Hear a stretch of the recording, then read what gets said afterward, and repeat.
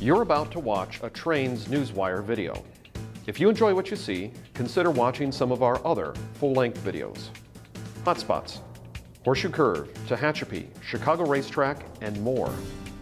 Locomotive, the video companion to our best-selling special issue. And a special collection from documentary producer Rich Luckin. All these and more are available from our website, kalmbachhobbystore.com.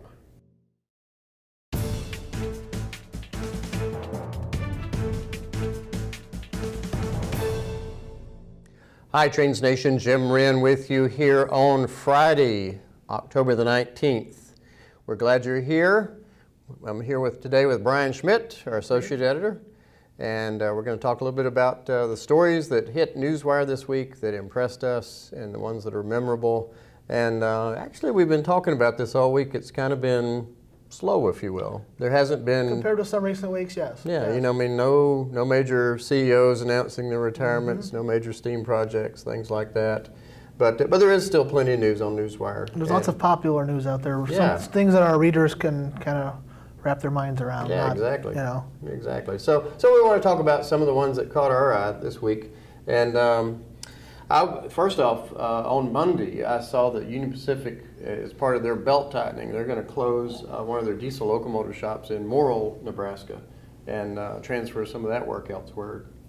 That's on the coal line. On the coal line, yep. Yep. So some folks over in North Platte and North Little Rock are going to be getting some extra work that you guys used to have. And then on Tuesday, South Shore, the wonderful last interurban that we have in America, from Chicago out to South Bend, has got some major capital projects. And getting them started, the first bids are out to start the work.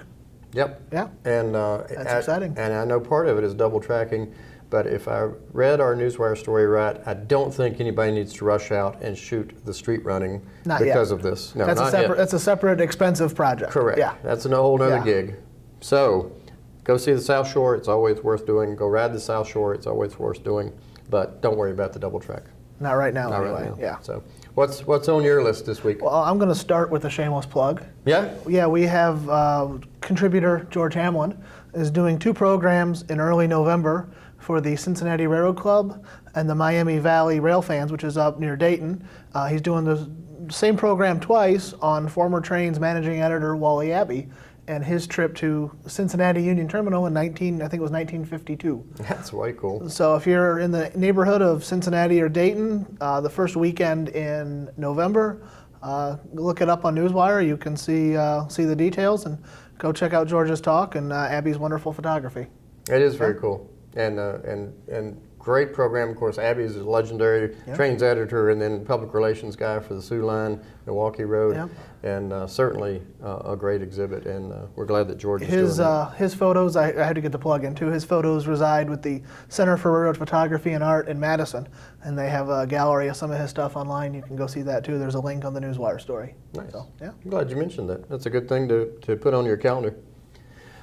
In news this week, CSX earnings are way up, 49%, and net profit over the year almost 95%, with an operating ratio of 58.7. So Bill Stevens has been really getting into CSX this week. Yeah. One of the things that he noted, there's another story on, is that CSX is moving more freight now, more tonnage anyway, with fewer locomotives than it ever has. That's pretty incredible. So, yep, and you can find out the details of how they're doing that on Newswire. Good thing to do. Our friends at Amtrak have got some passenger cars and locomotives up for sale. Both of our friends left at Amtrak? Both of our friends left Amtrak, yes. They've got some P-42s.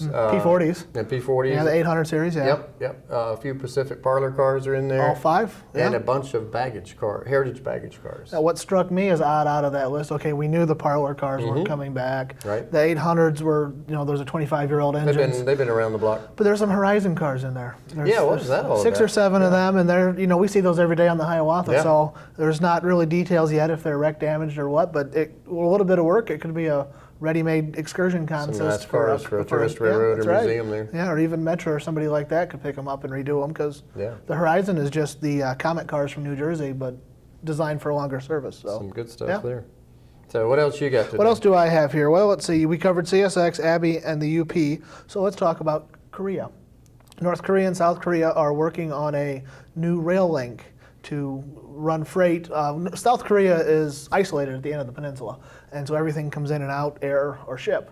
And they're looking at reestablishing a rail freight connection through North Korea to reach into China and Russia and Europe, and that could open up even more of the world for Korea's products.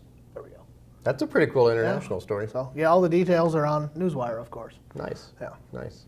One last story from me. Folks in New York are basically showing off the Hudson River tunnels once more, trying to get some traction for replacement tunnels to be dug and built, because that is a significant artery in American commerce, and everybody wants to see that project done. So I think there's some desire to see a lot of federal bucks flow that way.